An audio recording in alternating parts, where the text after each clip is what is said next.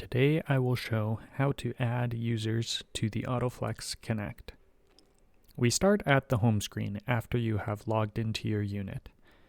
You'll then need to go to the menu in the top left-hand corner and click Administration. Then Users.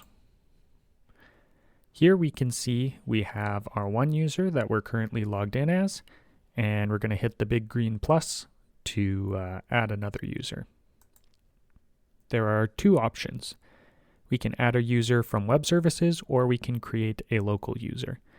Let's try creating a local user first. Local users are users that can only be logged in at the device itself. They don't have a web services account associated with it, and so they won't have access to the control via the web services portal or via the app. They'll only be able to go in at the control itself.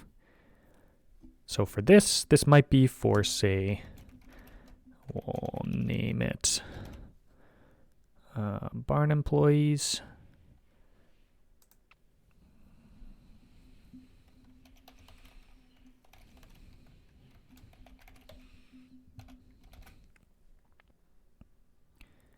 And put in the PIN number. And let's do this as a manager level. So this is an account. It's going to be local only. Maybe it's for your barn employees. We set the access level. They don't need administrator level rights, but we want them to have manager level rights. They can change settings if settings need to be changed. There's also the option if we want view only, they can only just see what's going on. In this case, we want our employees to be able to make some changes, but not some of the administrator level changes. So we'll set it up as a manager level local user account and press save. There we go. So now you can see we have our new barn employees user, and that is a local user. Now I can show you what adding a web services user looks like. So again, we'll hit the green plus. We'll say add user from web services.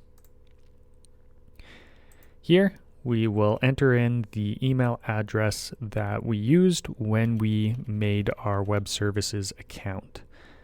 So if you want to be able to access your AutoFlex from online, from offsite, either through the app or through our website and the web services portal, then you'll need to create a web services account, and then you're going to enter in the email that you used when creating that account. You're going to enter that email in here. And this one, why don't we make it an administrator level account, and that is all. It will pull in all of the user information that we entered in when we created our web services account. So here now it has my name, and it would have my address, my PIN number for my user. All that information is all automatically pulled from that web services account. So that is how you create a local user as well as an online user on an AutoFlex Connect.